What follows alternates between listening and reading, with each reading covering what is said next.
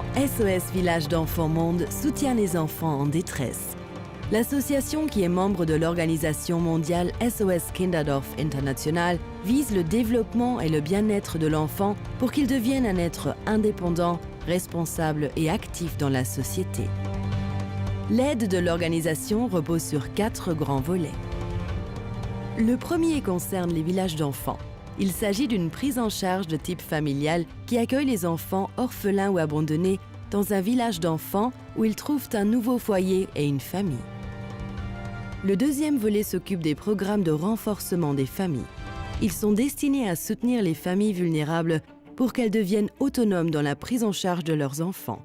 Un soutien social, médical, éducatif et psychologique, des cours d'alphabétisation et de gestion d'entreprise, ainsi que des microcrédits sont octroyés aux parents ou tuteurs pour les aider à monter leur petit commerce et devenir indépendants. Le troisième volet concerne les programmes d'éducation et de formation. Il se base sur les deuxième et troisième objectifs du millénaire pour le développement, en assurant aux enfants un accès à l'éducation et à leurs tuteurs une formation professionnelle. Le quatrième volet a trait au programme d'aide d'urgence. Ils aident les populations meurtries lors de conflits armés, crises alimentaires ou catastrophes naturelles. Au Luxembourg, tout a commencé avec un homme de cœur, M. Marcel Niels, âgé aujourd'hui de 89 ans. Il s'est toujours intéressé au sort des enfants. Secrétaire de la conférence Saint-Vincent de Paul, il s'occupe du placement d'orphelins et est à la recherche d'un nouveau concept pour leur venir en aide. Ich war mit meiner Familie zu Egels an der Vakanz.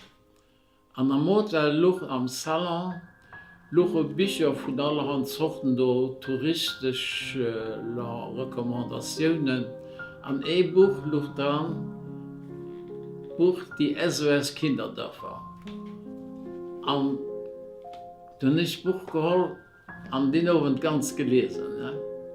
Und das habe ich direkt so angesprochen, dass ich geguckt, eins, das Luft dann ein gut Stunde Auto von Egels weg, da bin ich da hingefahren. Aber wie ich eins gesehen habe, habe ich das verglichen mit diesem System hier. Und da war ich damals noch enchantiert und es ist mit guten Gefühlen heimgegangen.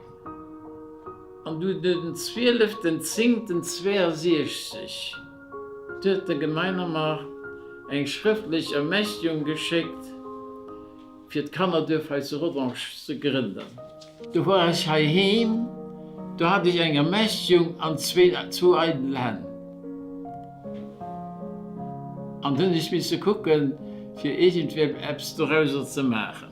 Und dann haben wir zusammen gesagt, Kind man nicht einen Fonds gründen für neben Deutschland auch so ein internationaler Fonds zu gründen. Am 20. Dezember 1973 hat man da geschrieben, für den Interfonds zu gründen. An Haut, wenn ein Haut gibt leben, da wären hilfreich, ob das, was geschieht ist.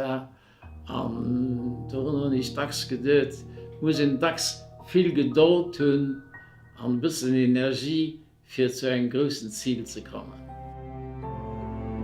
En 1974, M. Marcel Niels organise une première assemblée générale. 15 membres bénévoles mettent au point les statuts et engagent la première secrétaire en la personne de Mme Lietmart Weber. Barbara François est nommée présidente, Messieurs Marcel Niels et Albert Stremmler, vice-présidents, et M. Fernand Weiland, secrétaire général. Les premières actions sont de petite envergure, comme la petite monnaie, action de collecte d'argent dans le milieu scolaire, ou la vente de t-shirts avec le logo de SOS Interfonds.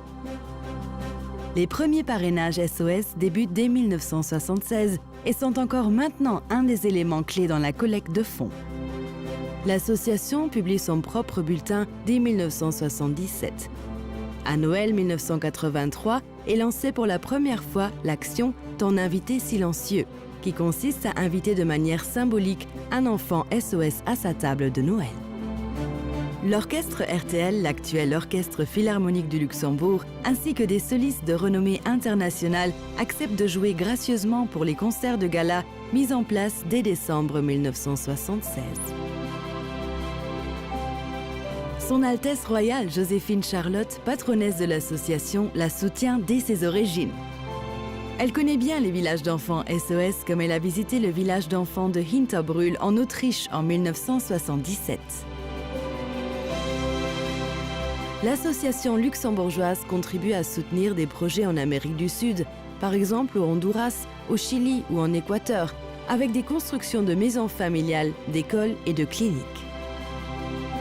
Dans les années 80 et 90, plusieurs réalisations peuvent être concrétisées en Afrique, comme la construction de tout un village d'enfants SOS à Aboisseau en Côte d'Ivoire, premier village financé entièrement par l'association luxembourgeoise.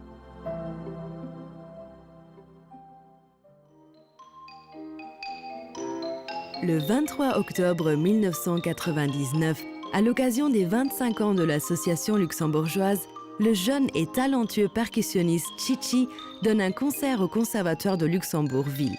Il n'a que 10 ans et a grandi lui-même dans le village d'enfants de Tianjin, en Chine.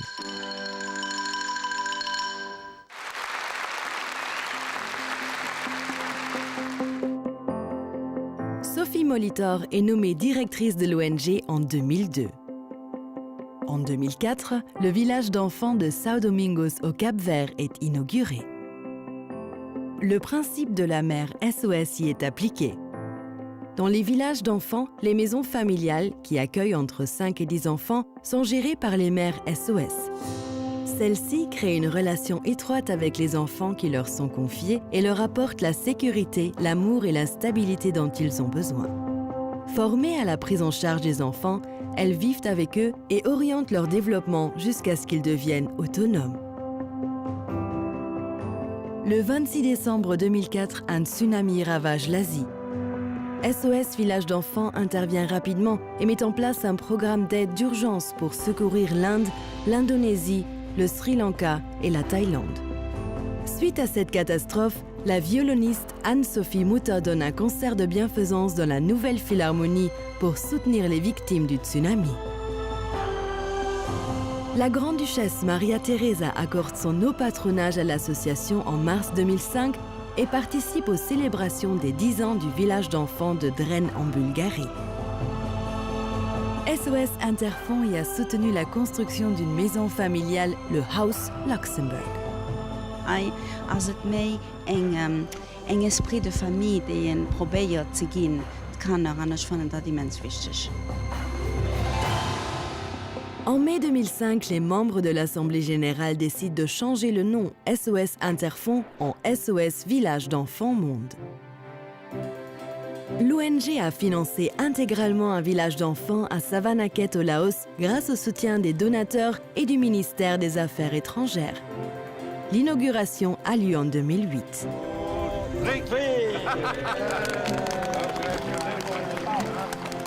En octobre 2009, l'association finance la construction d'une école primaire et secondaire pour 810 élèves au Mali. Toutes les conditions sont réunies pour qu'on puisse réussir. Toutes les conditions. Suite au séisme du 12 janvier 2010, l'association finance un programme d'aide d'urgence en Haïti.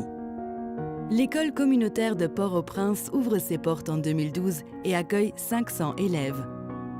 La construction d'une aire de jeux et de sport au sein de ce village SOS est en cours.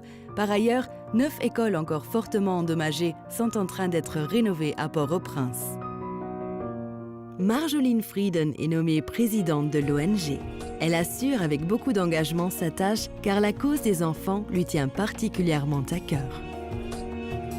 En 2011, le village d'enfants de Dosso au Niger, financé par SOS Village d'enfants Monde, est inauguré.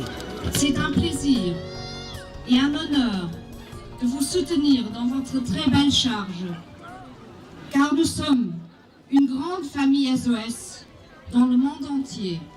De tout cœur, un très grand merci aux mamans SOS. Merci de tout cœur.